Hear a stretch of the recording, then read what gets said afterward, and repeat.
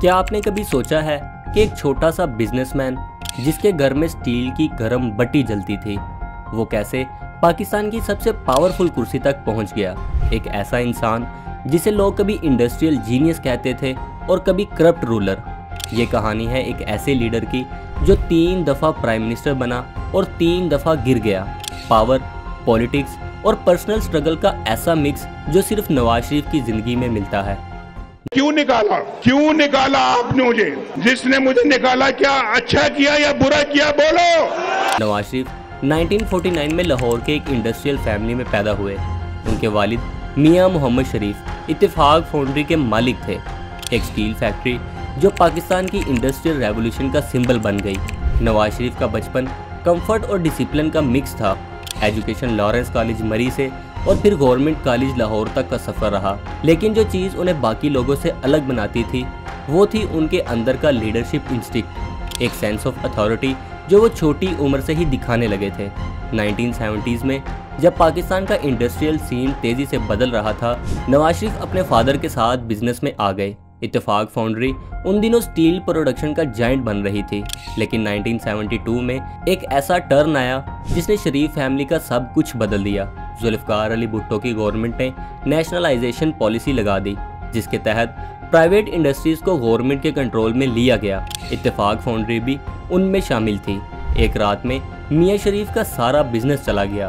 Family shock में थी, लेकिन नवाज शरीफ कहते हैं ये वो वक्त था जब उन्होंने समझा कि पावर सिर्फ पैसे में नहीं, सियासत में भी है। यहीं से उनके अंदर एक पॉलिटिकल फायर पैदा हुई।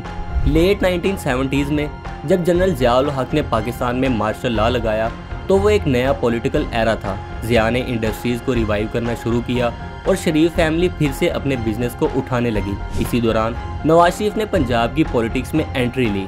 1981 में वो पंजाब एडवाइजरी काउंसिल का हिस्सा बन गए और जल्द ही 1985 में पंजाब के फाइनेंस मिनिस्टर बना दिए गए। यही वो टाइम था जब नवाज शरीफ ने सियासत का टेस्ट महसूस किया और फिर पीछे मुड़कर नहीं देखा।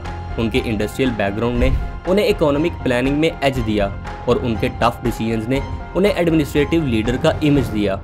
1988 में ज़िया-उल हक की डेथ के बाद जब बेनज़ीर भुट्टो ने पावर संभाली तो कंट्री में एक न्यू पॉलिटिकल रिवेलरी शुरू हुई, Pakistan people's party versus Pakistan Muslim league, और इसी रिवेलरी के सेंटर में थे नवाज शरीफ। 1990 में नवाज शरीफ ने बेनज़ीर भुट्टो को डिफीट करके पहली दफ़ा पाकिस्तान के प्राइम मिनिस्टर बनने का एहसास किया।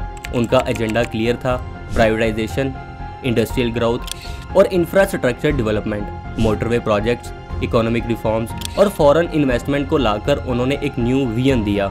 लेकिन पावर के साथ कॉन्फ्लिक्ट भी आया, स्पेशली मिलिट्री और जुडिशरी के साथ। 1993 में प्रेसिडेंट गुलाम साह खान के साथ उनके डिफरेंसेस ने उन्हें रिज़ाइन करने पर मजबूर कर दिया।